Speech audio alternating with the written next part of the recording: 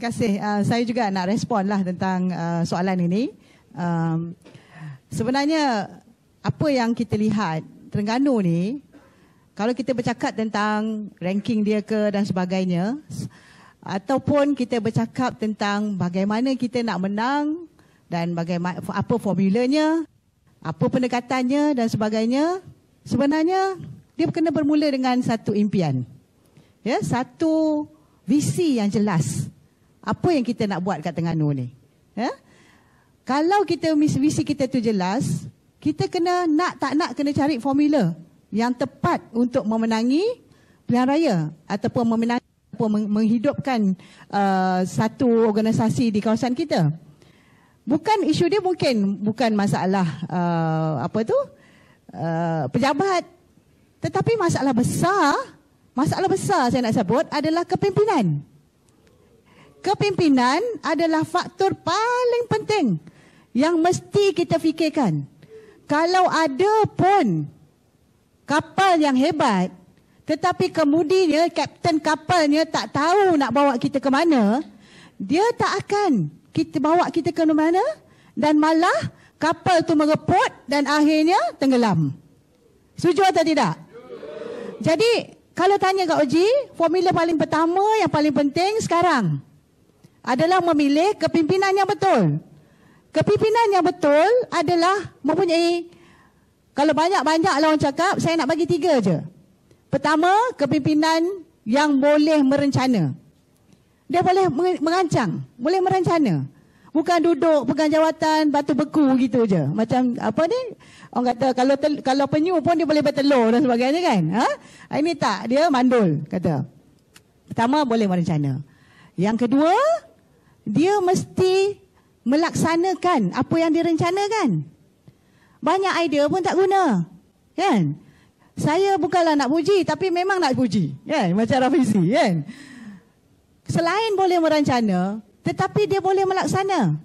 Nampak benda tu teratur, disusun, dan benda tu sampai ke bawah, dan akhirnya menyelesaikan masalah itu. Jadi kita kena merencana, merancang. Lepas tu kita mesti melaksana dan akhirnya selesaikan masalah itu. Kalau kita kata Terengganu kita nak letakkan sebagai priority negeri priority, keutamaan untuk menang. Bagaimanakah rencana untuk memenangkan Terengganu ini? Boleh ada tak pemimpin yang boleh merencanakan itu? Jangan tengok pemimpin tu hanya di atas sahaja. Kak Haji nak pesan pada semua. Walaupun hebat nanti gagasan untuk memenangkan, ianya mesti datang daripada akar umbi. Ya? Mesti ditranslatekan ke bawah. Baik wanitanya, baik AMK-nya, baik cabangnya, semua kena gemblengkan tenaga. Sebab menang pilihan raya ini, dia mesti diuruskan. Mesti diuruskan. Bukannya ada calon, campak dia mesti menang. Tak boleh. Tak boleh. Saya dah jadi wakil rakyat 3 penggal pun, saya masih bangun pagi, saya fikir hari ni don aku ada lagi ke tak? Kan? Kena nak fikir macam mana nak kekalkan kemenangan itu. Sebab tak semestinya ianya mudah, ianya susah. Jadi kepimpinan itu penting, saya nak pesan. Tapi sebelum tu nak break kejap. Ketua wanita, calon ketua wanita cabang, berapa orang kat depan saya? Tolong bangun. Tolong bangun. 3, 4 ada di sini. Yang ini, sila duduk. Terima kasih. Kan? Kita kena bermula daripada peringkat cabang dulu. Memilih kepimpinan yang ada aspirasi itu. Ada wawasan itu. Dan dia boleh sedikit merancang. Kalau tidak pun dia dengar cakap pimpinan lebih atas. Untuk translatekan, menterjemahkan kepada di kawasan. Ini dahlah kita tak pernah dengar apa rancangannya. Betul tak? Tak tahu apa dia nak buat sebenarnya kat negeri Terengganu ni. Lepas tu kita pun dah tak tahu peranan kita. Jadi pemimpin yang bertanggungjawab, pemimpin yang beramanah dan konsisten di dalam perjuangan ini. Ya, itu betul kata Mani tadi. Kita amat salut kepada negeri Terengganu. Walaupun negeri Terengganu ni tidak ada habuan pun nak ditawarkan lagi. Ya, maknanya tak ada kursi adun, ya, dah tak ada menang lah maknanya, tetapi ramai tampil ke depan sebab sayangkan negeri ini. Ya? Ada satu cerita ataupun satu maklumat yang saya nak share. pada 3-4 tahun yang lepas, Terengganu dikenali sebagai negeri paling bahagia di Selangor, di Malaysia, ya, di Malaysia. Paling bahagia, indeks dia bahagia sangat. Semuanya okey, kan? Tapi kali ini kalah lah. Kali ini kalah lah, kalah dengan Negeri Sembilan dan kalah dengan Melaka, ya. Jadi bila saya selaku Exco Kesejahteraan Bandar, saya tengok apa benda yang kata bahagia ni. Bahagia ni, apa nak cakap, orang Terengganu cakap bahagia tu apa? Dia aman aja. Dia aman lah, dia rasa dia tak ada masalah, pergi kerja tak jam, makan cukup, kasih sayang cukup, gitu tak? Kenapa saya highlightkan benda ni? Perubahan daripada 3-4 tahun lepas, Terengganu adalah negeri paling bahagia di Malaysia, sekarang tidak bahagia. Betul tak? Itu bukan cakap saya, ini data bercakap. Kita kena kaji apa? Kalau kita nak menang pilihan raya, ya, ramai kat sini doktor-doktor ada, kita kena kaji apakah aspek yang menyebabkan indeks itu tak dapat lagi dah. Kan? Kita tidak tercapai indeks tersebut. Kita kena tengok. Di situlah boleh mungkin kita merencana dan merancang apakah perkara-perkara yang boleh kita santuni, kita berikan kepada rakyat. Dan akhirnya rakyat Terengganu yakin dengan kita. Yang kita, Parti Keadilan, boleh buat perubahan itu. Kenapa saya cerita benda ni? Sebab sekarang ini siapa yang memerintah? PAS. Lepas tu sebelum tu? UMNO. Kan? Jadi transition itu memang menunjukkan yang orang tak happy dengan PAS.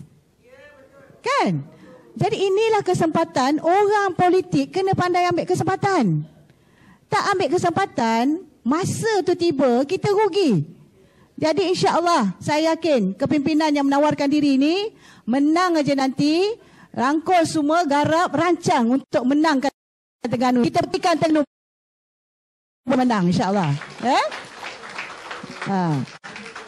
Saya tak adalah pengalaman banyak, tapi selaku pengarah pilihan raya Wanita Pusat, beberapa kali, saya insya-Allah, saya yakin ada cara boleh kita buat untuk kita uruskan pilihan raya kita, dan insya-Allah kita boleh fikirkan beberapa kursi yang boleh kita menangkan terlebih dahulu insya-Allah. Jadi itu perkaranya, dan yang akhirnya kalau saya nak cakap tentang kecekapan. Ya, kecekapan. Masalah PAT ke, masalah apa tak atas talian kan.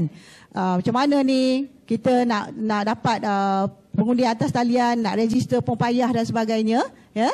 Inilah kita kena fikirkan bersama.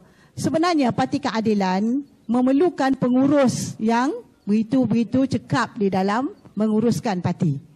Kita tidak boleh lagi uruskan parti dengan urus seperti mana biasa. Ahli kita dah 1.3 juta. Wanita Keadilan ada 400,000. Ya.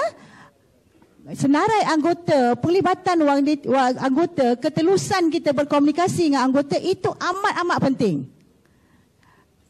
Kenapa saya sebut benda ni? Sebab kalau kita ada ahli yang banyak, kita tidak uruskan ahli kita dalam konteks bagaimana untuk melibatkan mereka, melatih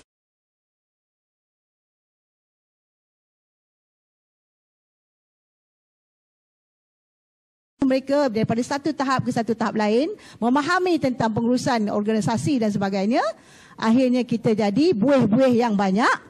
Akhirnya buih-buih ini dia cari kesempatan aja, atau kalau dia suka dia kekal, kalau tak suka dia habis gitu saja. Kan? Tak guna. Jadi kecekapan juga antara aspek yang paling penting, dan saya harap insya-Allah kita pilih kepimpinan yang saya rasa yang boleh merangkul, melihat ke semua aspek ini. Ya, kalau boleh pemimpin yang boleh bukan saja boleh membawa aspirasi ataupun wawasan, tetapi dia juga seorang pengurus yang cekap. Ya, kita di bawah ini belum pandai, tak apa, kita belajar. Tapi bila kita nak belajar, mesti kita nak tengok pada orang yang menunjukkan. Mesti ada cikgunya. Kalau tak ada cikgunya, macam mana kita nak tahu yang kita ini dalam landasan yang betul atau tidak, ya? Jadi hanya dua tu saya nak sebut. Tinggal lagi macam kita tengok kes terkini, ya, yang berlaku ataupun dalam media sosial sekarang ini, contohnya cerita Bella, Ya, adik Bella kita.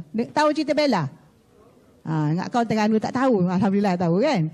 Seorang OKU yang didera dan macam-macam. Kan? Persoalan besarnya, kes dera ni berapa kerap kita dengar? Banyak kali. Kes buli banyak kali tak kita dengar? Buli. Keganasan rumah tangga jangan cakap lah. Banyak. Tetapi persoalan besarnya, kecekapan Kementerian Kebajikan dan Wanita menguruskan isu-isu ini. Dia hanya reaktif. Bila ada hal, kita ambil tahulah. Bila dah senyap, okey senyap lah. Tak. Sebenarnya apa yang saya kaji, saya lihat, isu yang berbangkit di dalam yang kita kata berkaitan dengan kebajikan dan wanita itu, kebanyakan adalah isu kecekapan kementerian menguruskannya. Kenapa saya boleh cakap benda ni? Sebab saya berkesempatan beberapa bulan bersama dengan Kak Wan sebagai Timbalan Perdana Menteri yang menguruskan Kementerian Wanita. Awal-awal lagi kita dah cakap, pengurusan kanak-kanak tak boleh diuruskan hanya satu unit. Dia mesti dijadikan jabatan.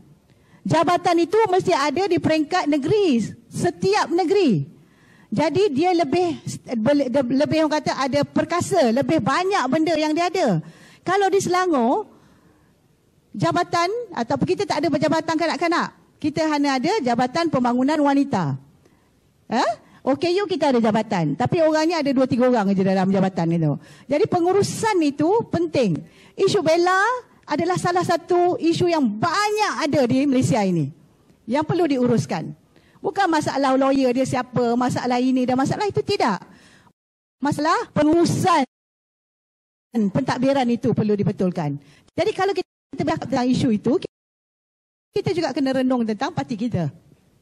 Parti kita juga memerlukan pengurusan pentadbiran yang cekap untuk kita bukan saja melahirkan pemimpin-pemimpin ataupun mereka yang diberi tanggungjawab untuk boleh membawa isu ke depan, menang pilihan raya, tetapi ni 1.3 juta ya organisasi kita juga, tak kira mana mereka ada, baik lelaki atau perempuan, apa lapisan latar belakang mereka, perlu kita manfaatkan untuk kita perkuatkan parti. Jadi itu sedikit pandangan saya, insya-Allah, dan saya mengharapkan apa yang saya sebut tadi, saya ulang. Yang penting, kalau kita nak menang, ya selain strategi, ya selain formula, adalah memilih pemimpin yang boleh bawa kita menentukan strategi yang betul, merancana, ya, melaksana, dan akhirnya boleh terjemahkan apa yang kita nak ni di lapangan. Ya, bukan duduk di atas, tak tengok apa yang di bawah. Okey, itu saja daripada saya. Terima kasih.